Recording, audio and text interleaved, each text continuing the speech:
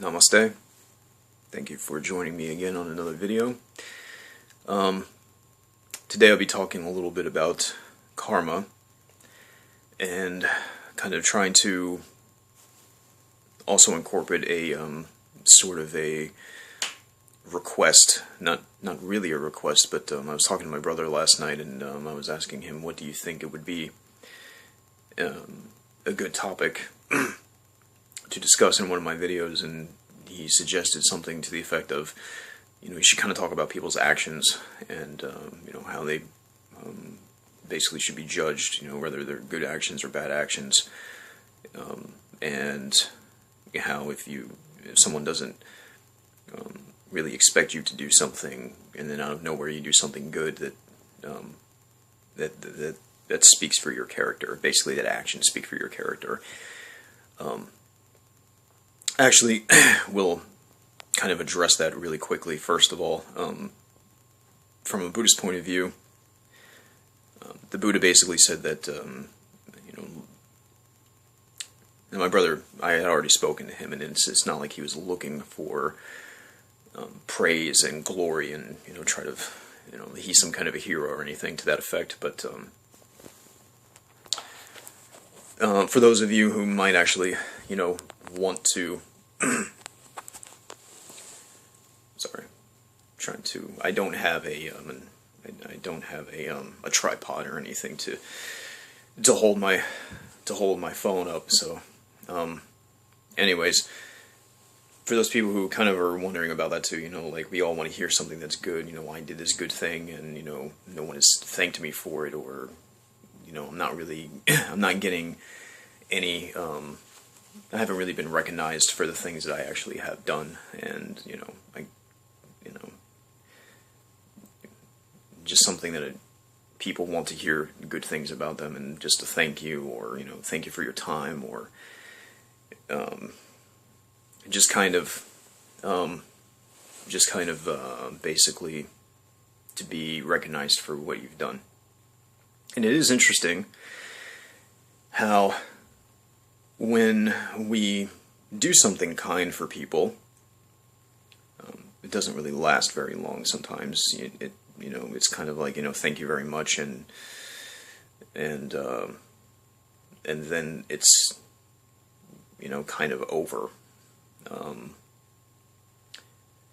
But when it seems that in general, when we do something bad or we do something negative towards someone, grudges can last for years and years, and it kind of seems like we get a bigger reaction off of negativity than we do for things that are actually kind. But well, first of all, the Buddha said that that's not something that we should really concern ourselves with. In fact, it's actually kind of a hindrance, at least to a person who is, practitioner, and your goal is to, trying to become enlightened.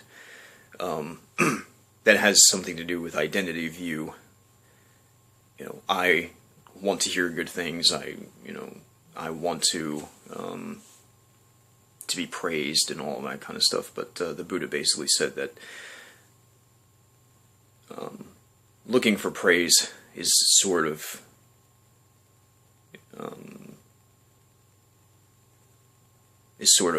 inflating your ego. And if you had an ego, you sort of have this identity view. You have a view of a self, me, myself, I, and mine, which that's kind of one of the problems. And in Buddhism, we have to try to avoid that, because in Buddhism there's this the idea of non-self. It's not the same thing as selflessness, because people take selflessness as being something that you do something without wanting anything in return, and that's kind of a little bit more along the lines of what the Buddha was talking about, but this goes in a general sense overall.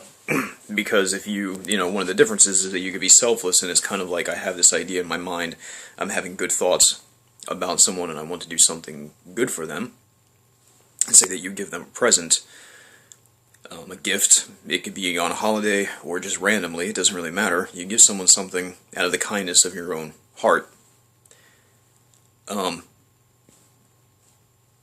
in the worldly, ordinary sense, being an ordinary person, you still have that in your mind of, you feel good about it. I did something for them. And there's a separateness. There's still an identity view. I did something for them. Two separate beings. And in Buddhism, we don't. We try to eliminate the idea of a self, and that having a view of self is a hindrance, really, to spiritual growth. I would say, at least if you're a Buddhist, and if you want to become enlightened, because that's when you have the idea of a self, you constantly are attaching your things to other things that you associate with in terms of yourself. I like this, I don't like that. This is my family, this is my house, this is my, these are my things, these are my likes and my dislikes, and, even myself, of course. Everybody does this, but the practice is to eliminate that. And so, in the grander scheme of things, really, even if you're not a Buddhist, if you really think about it, whether someone really thanks you for something, or recognizes you for something, or acknowledges you for something good that you've done, whether or not that actually happens, what difference does it really make? I mean, it's... And in a way, the less that happens, the more you can actually humble yourself.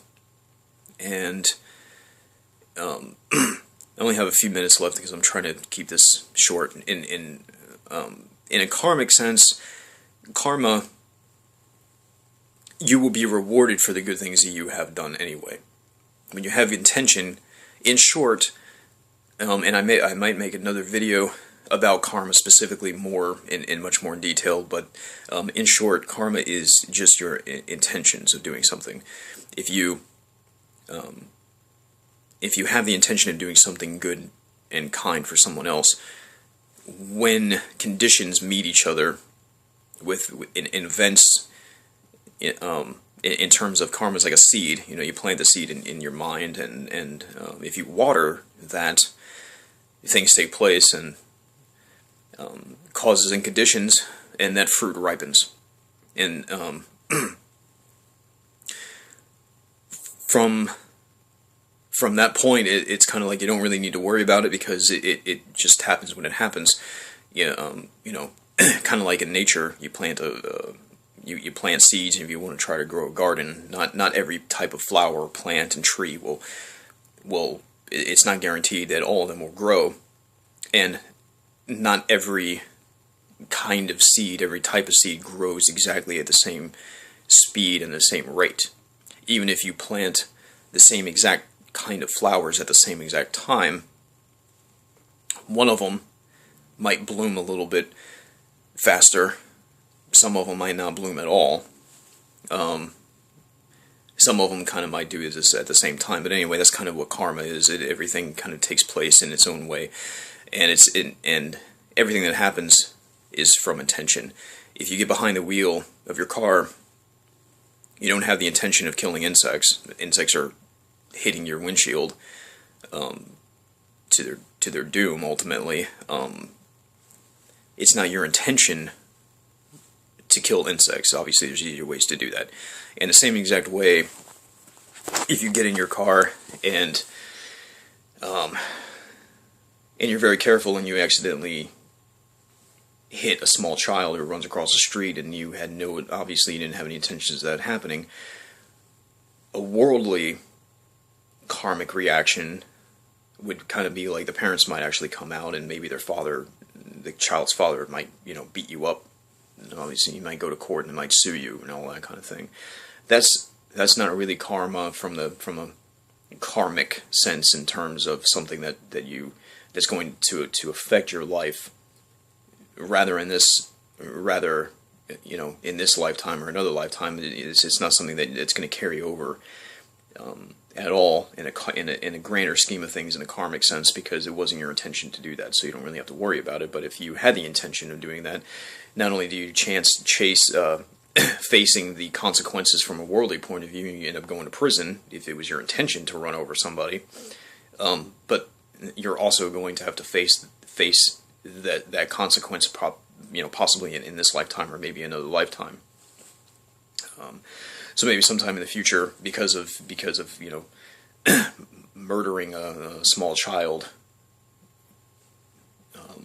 it's very possible that in a future lifetime, if you're reborn again as a human being, you might have a very, very short life. You might end up being ran over, murdered, or something to that effect at a young age because of your past deeds.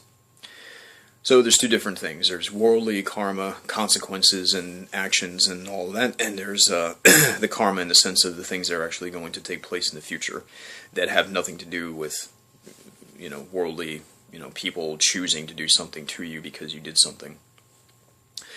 But anyway,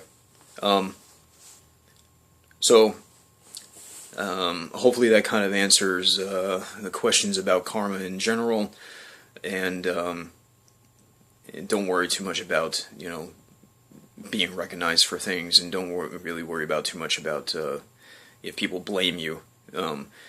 We naturally want to hear good things about us, and we naturally want to avoid, and we dislike things that are negative about us, but really, why worry about it? Whether you're a Buddhist or not, it's not really something that you should really concern yourself with. Live in the present moment. You did something in the past that was good or bad, specifically good, and you want praise for that. The more that you actually dwell on it, you're kind of just wasting the present moment. You're kind of just, wasting your own time. When am I going to get recognized for this? When you could be doing something much more productive, with your time. And also in karma too, really quick, if you want to know why your life is the way that it is now, you take a look at your past. If you want to know what your future is going to be like, you take a look at your present. And so that's all that I have for now. I might go into more detail about this later on, but hope you enjoyed the video, and I hope that I was helpful, at least to some degree. May all beings be well and happy. May all beings be free of suffering. Namaste. Join me again next time. Thank you.